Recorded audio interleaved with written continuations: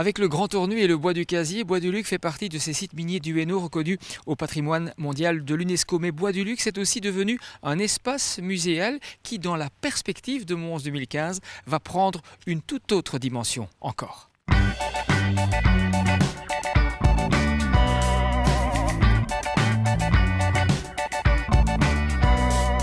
Parcourir le site minier du Bois du Luc, inscrit sur la liste du patrimoine mondial de l'humanité, c'est découvrir tout un paysage façonné par et pour le travail. C'est aussi appréhender toutes les facettes de l'aventure industrielle et sociale à l'origine de nos sociétés. L'équipe de l'Écomusée vous invite, au fil d'une agréable balade, à découvrir un exceptionnel village ouvrier où amélioration du bien-être et contrôle social des ouvriers se croisent. Bois du Luc, c'est un espace de vie commune, hein.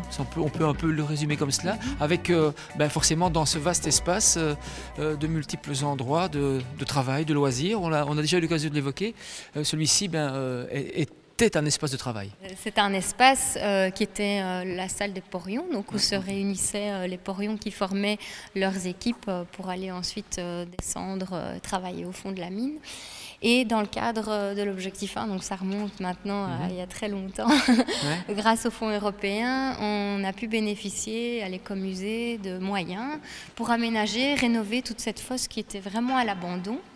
Et l'idée était de créer cette salle, qui est une salle qui est très sympa, que les gens aiment beaucoup, et qui est une salle qui évoque toutes les séquences qui rythment une journée de travail d'un mineur. Donc, à partir de 1920, avec la loi sur les 3 fois 8 heures, 8 heures de travail, 8 heures de repos, 8 heures de loisirs. On a toutes ces petites cellules qui vont évoquer les différents moments clés dans la journée d'un mineur.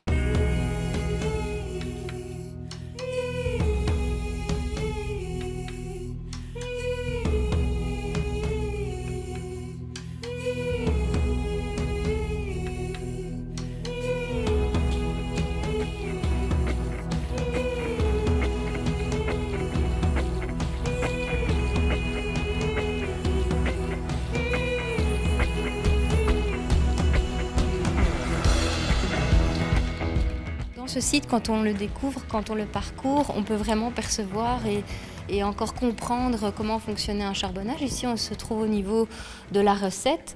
Donc généralement, nous expliquons à nos visiteurs comment se passait la descente au fond de ce puits. Ce qu'on essaie de faire aussi souvent, c'est de l'illustrer à travers des témoignages. Donc peut-être leur lire des récits d'une première descente au fond qui était un événement tout à fait effrayant quand on était parfois un enfant ou plus tard même encore un jeune adulte, un adolescent. Et c'est ce que nous essayons d'intégrer également dans le programme de nos audioguides, c'est tous ces témoignages, parce que ce lieu, même s'il est toujours très évocateur du fonctionnement d'un charbonnage, le charbonnage est éteint et donc on essaye de lui redonner vie à travers toute une série d'activités. Est-ce que depuis que ce site est classé UNESCO, vous avez vu une différence au niveau de la fréquentation, par exemple ? Alors nous, on a vraiment vu une différence très importante au niveau du profil de nos visiteurs. Donc il faut savoir que le site a toujours été un témoignage tout à fait remarquable et intéressant pour les enseignants, par exemple. Donc nous, on a toujours eu beaucoup d'écoles qui sont venues découvrir Bois du Luc parce que d'une certaine façon, c'est évident que ce lieu est l'outil pédagogique le plus adapté pour parler de la révolution industrielle. Mais depuis que le site est inscrit sur la liste du patrimoine mondial, c'est vrai que nous, on voit débarquer ici un public tout à fait nouveau, un public international, un public de famille, un public de petits groupes qui se déplacent, qui ne viennent pas peut-être d'Asie ou d'un autre pays d'Europe spécifiquement pour découvrir Bois du Luc, mais qui sont de passage en Belgique et qui ont fait un peu comme ça leur checklist de tous les lieux immanquables. Et absolument, on est dans les routes du patrimoine mondial, au même titre que les ascenseurs, que les autres sites miniers, que la cathédrale de Tournai, que sais-je. Et parfois, c'est presque surréaliste de voir un monsieur japonais qui est perdu avec sa valise dans le site et qui veut absolument le découvrir.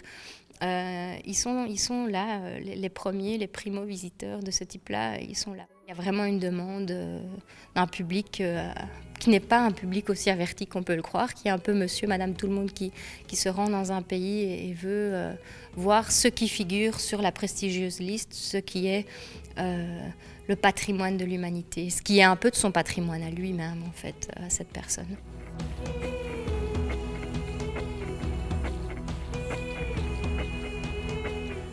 Les collègues ont vraiment eu beaucoup d'échanges, beaucoup de contacts avec les autres sites miniers, avec des spécialistes en pédagogie, avec des enseignants, font des tests. On a des élèves qui sont nos cobayes, qui viennent découvrir le site, et notamment une classe ici à l'école de Bois-du-Luc, pour essayer de rendre les choses encore plus interactives avec eux. Pas toujours la nécessité d'avoir plein de matériel électronique, mais parfois vraiment des bonnes idées, beaucoup d'imagination et le respect évidemment des socles de compétences de la Fédération Wallonie-Bruxelles pour que ça entre parfaitement dans le cadre du programme scolaire. L'objectif, c'est évidemment d'attirer les plus jeunes et d'essayer de leur raconter une histoire le plus ludiquement possible. Voilà, c'est ça. Donc, on a développé plusieurs aspects qui leur permettent de découvrir le site. Donc, après la visite que je dirais traditionnelle, on a mis à disposition des professeurs de fin du primaire, début secondaire, un dossier pédagogique qui, on peut voir, qui est juste là. Ici, voilà, donc grâce à ce dossier, ils ont une découverte du site de Bois-du-Luc avant de venir sur place. On leur propose différentes activités, même à faire en classe avant. Et puis, on donne des descriptifs des activités qu'on propose en complément de la visite. On organise un jeu de piste qui emmène les élèves plus au nord de la cité, donc c'est une partie qu'on ne voit pas forcément pendant la visite. Il y a une autre animation qu'on anime complètement qui s'appelle UNESCO Kisako, qui met en avant la découverte de ce qu'est l'UNESCO, la notion de patrimoine puisque Bois-du-Luc a été reconnu, et de mettre également en avant dans une deuxième partie de l'animation les caractéristiques du patrimoine propre à notre site. Tout ce matériel se trouve dans une petite valise qui est fournie aux élèves.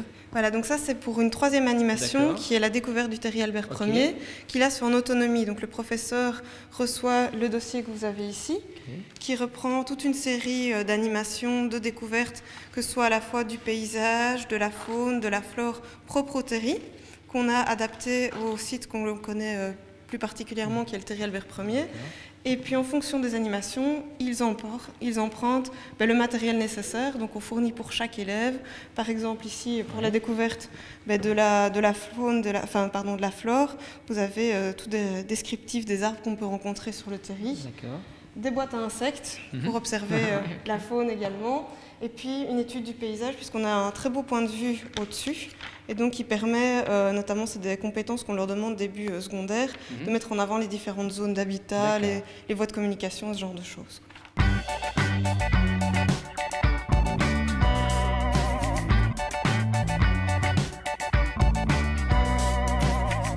Dans l'écomusée, il y a musée, un espace muséal, j'ai envie de dire, qui s'étend petit à petit, qui se consacre de plus en plus à autre chose que ce pourquoi il était fait ou destiné au départ. Oui, on essaye de réinvestir de plus en plus d'espace maintenant, grâce aussi au soutien de l'Institut du patrimoine wallon qui mène tout un travail de longue haleine pour restaurer tous les bâtiments. Mais ici, c'est une initiative et un travail qu'on a plus mené en interne, qui est de pouvoir réutiliser les anciennes écuries du charbonnage, où on se trouve pour le moment, dans le but d'y installer une exposition, notre première exposition qui se tiendra ici, dans le cadre de Mons 2015.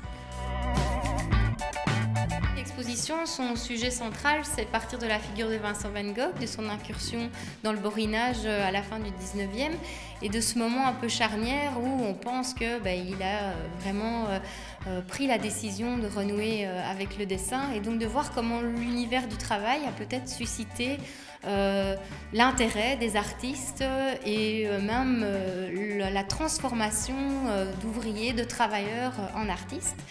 Et voilà, ça c'est un peu le sujet central de notre exposition qui se tiendra donc ici entre le 1er mai et le 30 septembre 2015.